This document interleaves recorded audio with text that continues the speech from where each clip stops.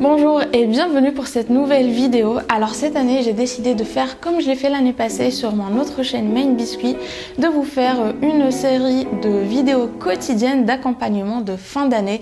Mais cette fois on va le faire sur cette chaîne-ci. Donc n'hésitez pas à vous abonner si ce n'est pas déjà fait pour ne pas manquer mes vidéos. Et donc pour la première vidéo qui sera la vidéo d'aujourd'hui, je vais vous donner les 10 étapes afin de préparer une année de manière optimale. On commence sans plus tarder avec la première étape qui est de faire une rétrospective et un bilan de son année. Avant de planifier votre nouvelle année, avant de déterminer où est-ce que vous voulez aller, il est plus judicieux de savoir où est-ce que vous en êtes aujourd'hui.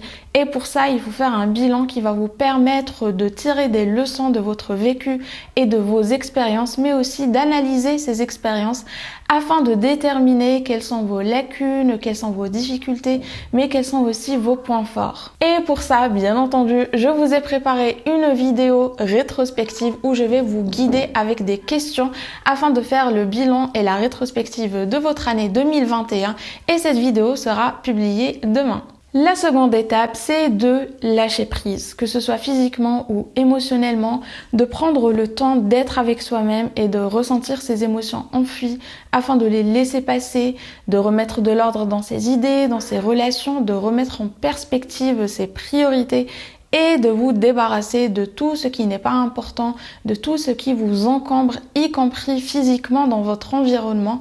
C'est le moment de faire le tri, de vous débarrasser de tout ce qui ne vous est pas utile, tout ce qui ne vous plaît pas. D'ailleurs, je vous ai fait récemment une vidéo de tri et d'organisation, je vous laisserai ça dans la barre d'infos. La troisième étape, c'est de définir la personne que l'on est. Et ça, c'est le travail de toute une vie, étant donné qu'on évolue, qu'on change, qu'on s'épanouit.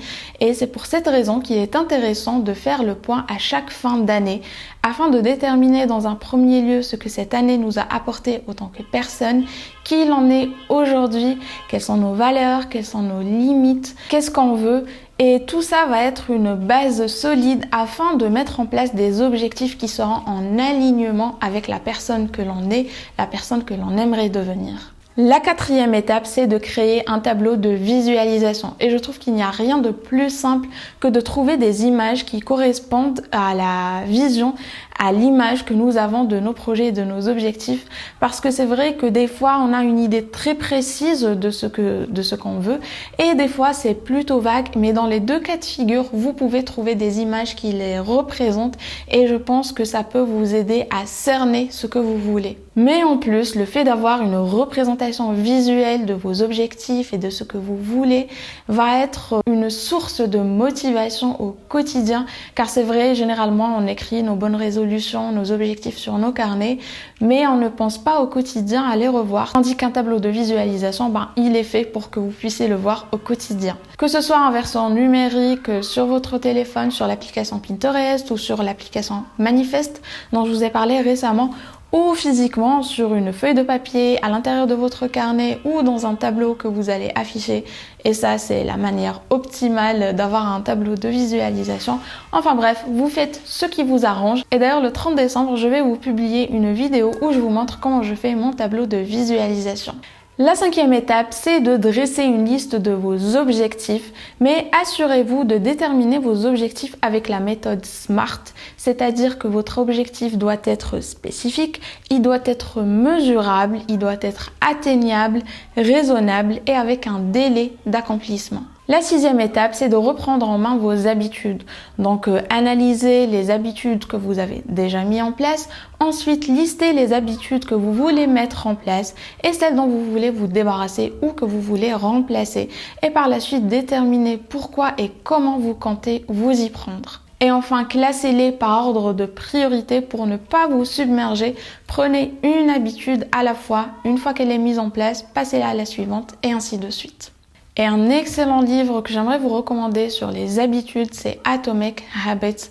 C'est un livre qui décortique tous les mécanismes des habitudes. Si vous avez du mal à vous débarrasser d'une habitude ou que vous avez du mal à mettre en place une habitude, je vous le recommande chaudement. La septième étape, c'est de choisir un planeur ou un support de planification et d'organisation, que ce soit un bullet journal, un agenda ou une application. Avoir un planeur est un excellent outil pour mettre de l'ordre dans vos idées, vous organiser, noter vos pensées, commencer vos objectifs, vos rendez-vous, vos idées, votre programme et tout ce que vous voulez.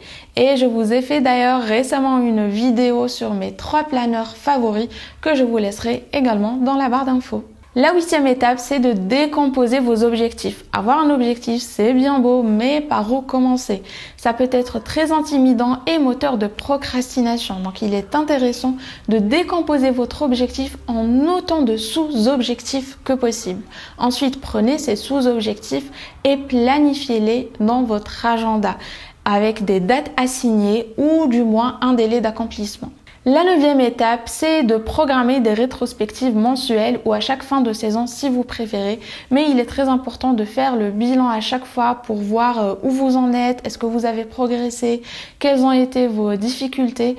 Car c'est très important de progresser dans l'accomplissement d'un objectif, mais c'est tout aussi important de savoir s'arrêter, analyser, rectifier si nécessaire, puis reprendre son élan pour continuer. La 10e et dernière étape, c'est de faire une bucket list. Si vous ne connaissez pas, c'est tout simplement une liste de choses que vous aimeriez faire. Vous pouvez en avoir une pour toute la vie, une pour un voyage ou une, par exemple comme moi, de choses à faire avant mes 30 ans. Là, on va en faire une pour l'année 2022. Donc, listez toutes ces choses que vous aimeriez faire. Ce ne sont pas des objectifs ou des projets, mais plutôt des choses du genre se faire un tatouage, faire du ski, faire du camping, aller au cinéma seul, visiter un endroit en particulier, faire du volontariat. Bref, peu importe, du moment que c'est quelque chose qui vous fasse envie, quelque chose que vous aimeriez essayer ou faire. Ma batterie est déchargée et ma caméra va s'éteindre. Heureusement que j'ai fini. Donc j'espère que cette vidéo vous aura plu et nous on se retrouve du coup demain pour une nouvelle vidéo où on va faire la rétrospective et le bilan de cette année 2021.